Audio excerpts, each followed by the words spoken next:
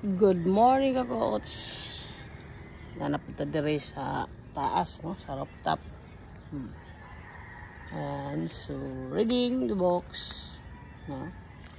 Puntag pa lang reading na ta, exercise, motivation sa itong sarili. Okay. Dapat buntag pa lang makita na nato ang adlaw. No? Ma-appreciate nato ang adlaw. No?